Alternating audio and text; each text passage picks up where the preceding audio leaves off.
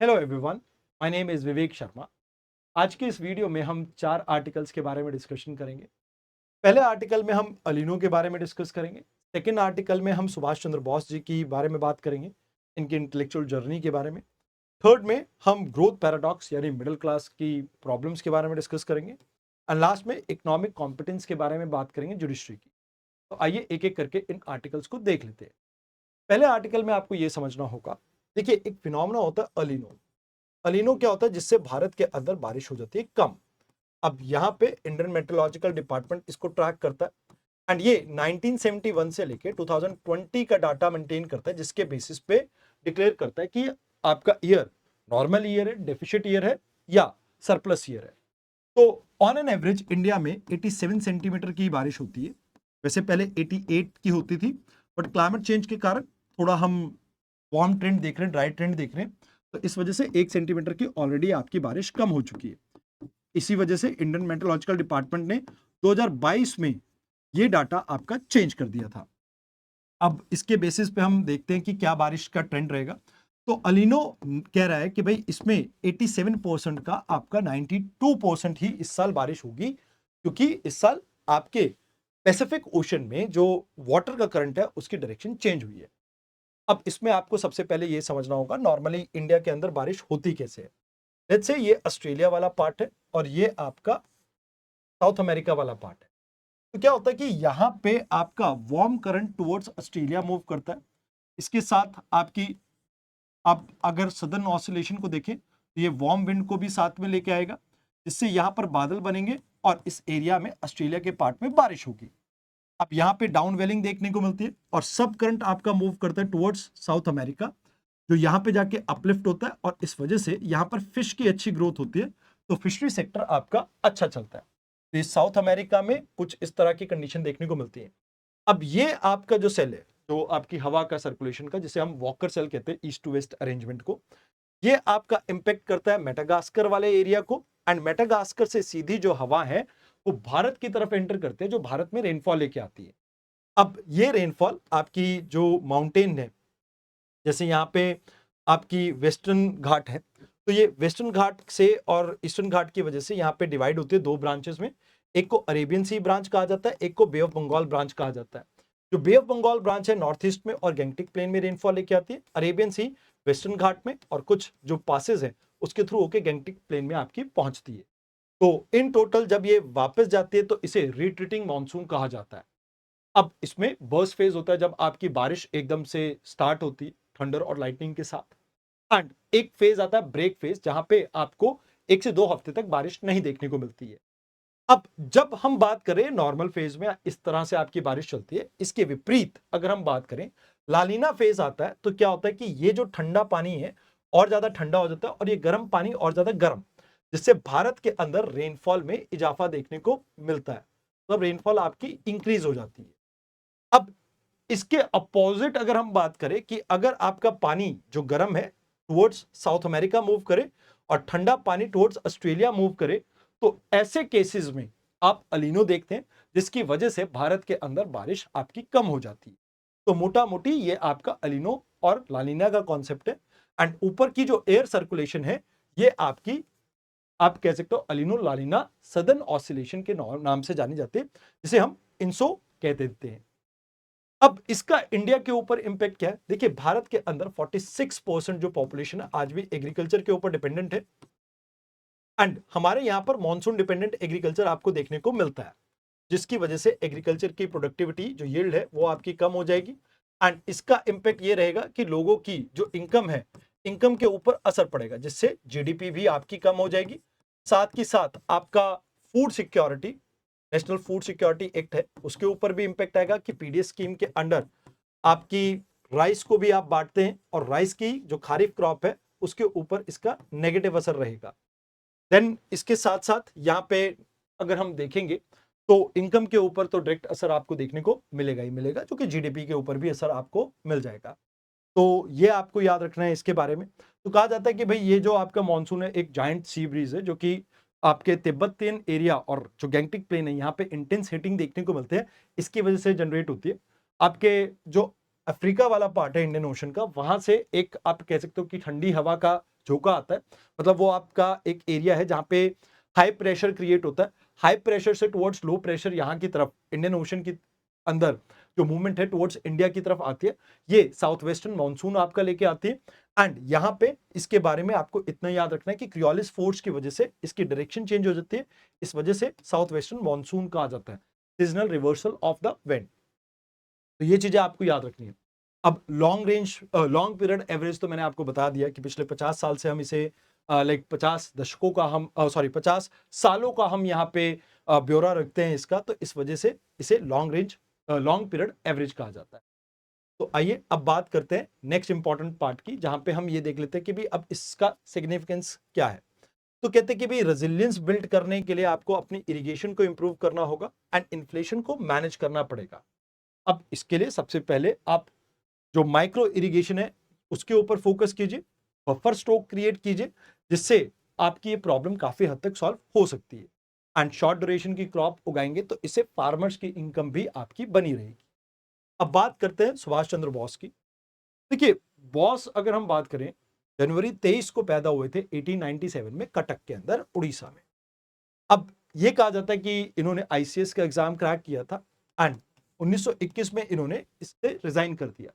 Reason being, इन्होंने कहा कि मैं दो मास्टर को सर्व नहीं कर सकता।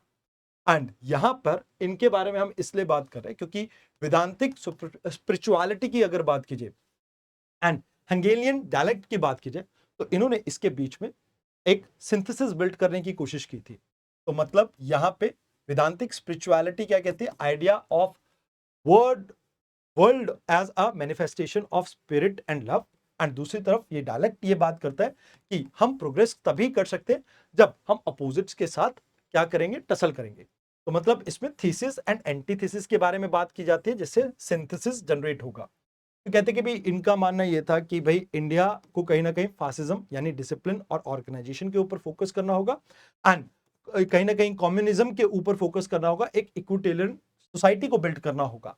तो कहते हैं कि इनकी जो राइज है इससे रिलेटेड है कि देश बंधु चित्तरंजन दास जी ने इन्हें गाइड किया था एंड जिसके बाद एक ये यूथ आइकॉन बन गए थे जवाहरलाल नेहरू जी के स्टेचर के ही। हरिपुर और इवन त्रिपुरी जो आपका सेशन है इनको इन्होंने होस्ट किया था। एंड पूर्ण स्वराज को लेके महात्मा गांधी जी के साथ इनके आइडियोलॉजिकल कुछ डिफरेंसेस थे, जिसकी वजह से इन्होंने कांग्रेस छोड़ दी थी और बाद में कांग्रेस के अंदर ही अपना फॉरवर्ड ब्लॉक को बनाया था। क्योंकि इनका मानना था कि वर्ल्ड वॉर 2 के टाइम पे जब अंग्रेज कमजोर है तो उस समय अंग्रेजों का फायदा उठाना चाहिए, एंड जबकि गांधी जी इस चीज के लिए तैयार नहीं थे। तो अगर बात की जाए यहाँ पे इनका मानना है कि भाई जो समवाद है यानी इक्वालिटी की अगर बात की जाए तो ये एक संस्कृत का वर्ड है सम्य, जिसका मतलब है इक्वालिटी एंड वाद मतलब डॉक्ट्रिन, और ये फ्रेंच वर्ड यानी लिबर्टी इक्वालिटी फर्टर्निटी से आप रिलेट कर सकते हो। तो इनका मानना था कि हमें इंडिया को एक सोशलिस्ट स्टेट के तौर पे बनाना है एंड इसमें हरिपुरी आपके जो आपका उस समय पर सेशन हुआ था उस सेशन में भी इन्होंने पॉवर्टी को हटाने की बात की थी एंड सोशल ओनरशिप के बारे में बात की थी। इनका मानना यह था कि भारत तभी प्रोग्रेस कर सकता है जब टेम्परेरी बेसिस पे यहाँ पर अथॉरिटेरियनिज्म आए। तो यहाँ पर इनसे रिलेटेड ये आपको दो क्वेश्चंस देखने को मिलते हैं, प्लीज इनको अटेम्प्ट जरूर से करें।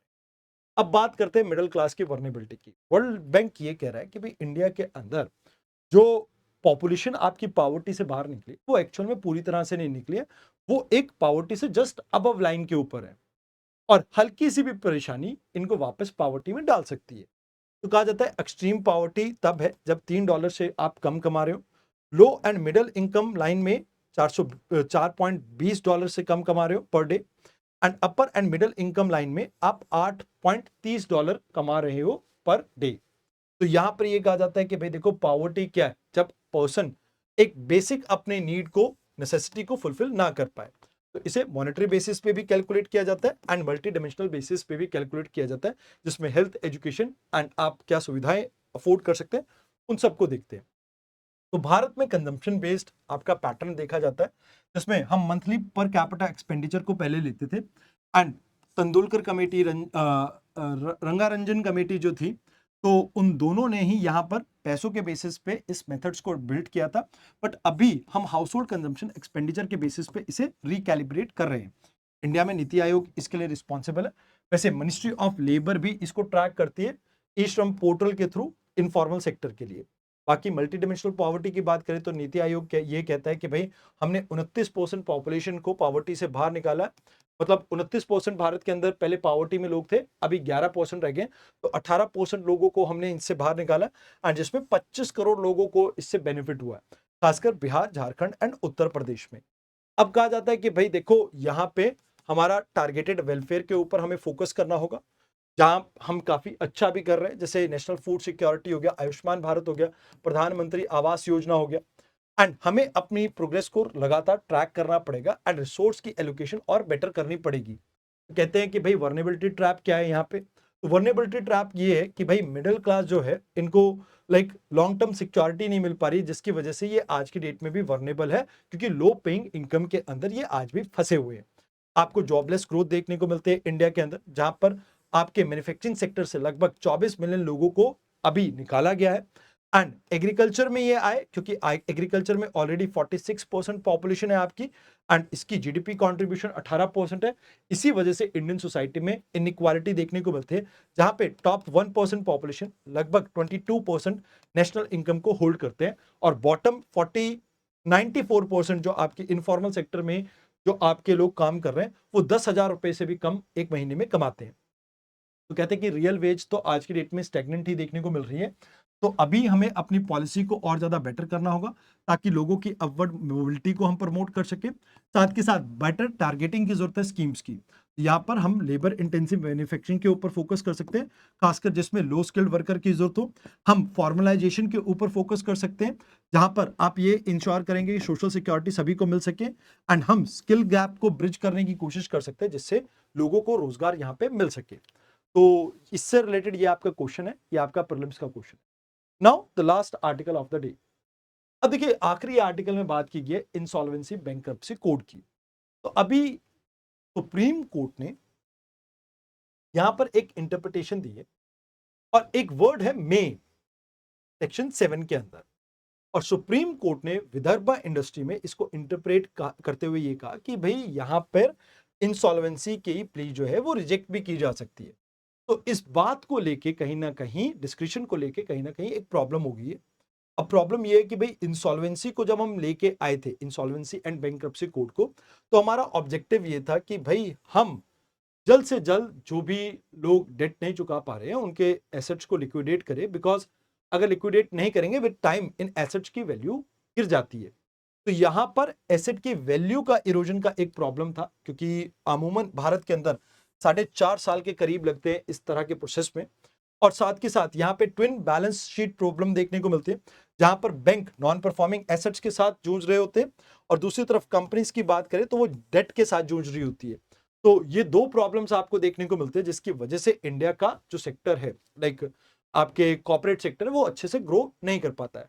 तो कॉर्पोरेट को ग्रो करने के लिए ये चाहिए कि भाई जल्द से जल्द इंसॉल्वेंसी की प्रोसीडिंग को प्रोसीड किया जाए। अब इसमें 4 मेजर पिलर है। एक इंसॉल्वेंसी प्रोफेशनल्स, जो कि आप ये कह सकते हो कि लाइसेंस एक्सपर्ट है। इंसॉल्वेंसी प्रोफेशनल एजेंसी, ये आपके सर्टिफाई करते इन प्रोफेशनल्स को। इंफॉर्मेशन यूटिलिटी, ये डाटाबेस रखती है, वेरीफाइड एविडेंसेस रखती है डेट का। And insolvency and bankruptcy board of India, ये रेगुलेट करते हैं पूरी ओवरऑल इस लाइक आप इस एरिना को। तो अगर बात की जाए कॉर्पोरेट इंसॉल्वेंसी जो रेजोल्यूशन प्रोसेस है, उसमें क्या होता है कि भाई सबसे पहले 1 करोड़ से अगर ज्यादा किसी का डेट है तो भाई वो इसके लिए कंपनी अवेल कर सकते हैं इंसॉल्वेंसी को। एंड इसमें उसे आपको ये कह सकते हो कि इसमें नेशनल कंपनी लॉ ट्रिब्यूनल में वो जा सकते हैं। अब जैसे वहां पर जाएंगे तो यहां पर प्री एडमिट होते ही जो बोर्ड ऑफ डायरेक्टर है उनको हटा दिया जाएगा एंड अंतरिम रेजोल्यूशन प्रोफेशनल्स इसको टेक ओवर कर लेंगे। अब यहाँ पे एक कमेटी बनाई जाएगी ऑफ क्रेडिटर, वो रेजोल्यूशन पास करेगी या लिक्विडेट करेगी, वो देखने वाली बात है। बट ये सभी चीजें 180 दिन के अंदर होगी, मैक्सिमम 270 दिन इसे एक्सटेंड कर सकते हैं, बट एक्सट्रीम केसेस में 330 दिन तक भी इसे एक्सटेंड किया जा सकता है। अब इसमें अगर आप देखें तो इंसॉल्वेंसी रेजोल्यूशन प्रोसेस कॉस्ट जो है, सबसे पहले उसका पैसा रहेगा, वर्कमैन ड्यू फिर ये आ जाता है, एंड फिर एम्प्लॉयज जो अदर हैं उनकी जो लिक्विडेट होती है कंपनी तो उनको पैसा जाएगा, अनसिक्योर फाइनेंशियल क्रेडिटर इनको पास पैसा जाएगा, गवर्नमेंट के ड्यूज होंगे, एंड फिर शेयर होल्डर्स को पैसा मिलता है। तो ये आपका लाइक इसमें चार्ट रहता है, बट इसमें कोई क्लैरिटी नहीं कि किसको पहले मिलेगा, बट इन सबको पैसा मिलता है इसमें। अब यहाँ पे ये कहा जाता है कि भाई जो आपका डेट है, डेटर्स पैराडाइज से अब हम क्रेडिटर लेड रेजिम को कहीं ना कहीं प्रमोट कर रहे हैं, एंड इससे आप ये मान के चलो कि कंपनीज को ये डर रहता है कि भाई अगर वो डिफॉल्ट करेंगे तो उनकी कंपनी की जो कंट्रोल है उनके हाथ से चला जाएगा। तो इंसॉल्वेंसी जब से हमने लागू की थी तो उसके बाद से इंडिया का ईज ऑफ डूइंग बिजनेस में रैंक भी काफी इंप्रूव हुआ। तो कहा जाता है कि भी देखो कोर इशू तो यहाँ पे ये है कि जो इकोनॉमिक डिजाइन था इसका, उसमें हमारा मेन मकसद ये था कि हम जल्द से जल्द एक्चुअल में इंसॉल्वेंसी की प्रोसीडिंग को कंटिन्यू कर सकें, बट यहाँ पर सुप्रीम कोर्ट की इस जजमेंट के बाद से और ज्यादा डिले हो सकते हैं। तो यहाँ पर इस चीज को लेके गवर्नमेंट ने कुछ कंसर्न रेज किए। अब यहाँ पर आप एक चीज और भी मान के चलें कि जो डिले होता है उससे कहीं ना कहीं एसेट की वैल्यू खराब होती है, तो इसका भी एक प्रॉब्लम आपको देखने को मिल सकता है। एंड यहाँ पे जो प्रायोरिटीज है उसके बारे में भी बहुत सारे डाउट्स एंड डिबेट आपकी यहाँ पे रहती है कि किसको पैसा पहले मिलेगा इंसॉल्वेंसी के केस में। कहते हैं कि भी हमें यहाँ पे एक बात समझनी होगी कि जो टाइमलाइन है उसको कभी भी आप ब्रीच नहीं करेंगे, एक क्लैरिटी लेके आएंगे जिसमें गवर्नमेंट ये बताएगी कि भाई जो लूप होल्स है उसको हम कहीं ना कहीं ठीक करें, एंड इकोनॉमिक कॉम्पिटेंसी लाने की जरूरत है कहीं ना कहीं जजेस के अंदर, ट्रिब्यूनल के मेंबर्स के अंदर, ताकि इस तरह के प्रिंसिपल को ठीक से वो इंप्लीमेंट कर सकें। तो यहाँ पे आप इस तरह का क्वेश्चन देख सकते हैं। आई होप आपको आज की डिस्कशन अच्छी लगी हो। आज की डिस्कशन में इतना ही, धन्यवाद।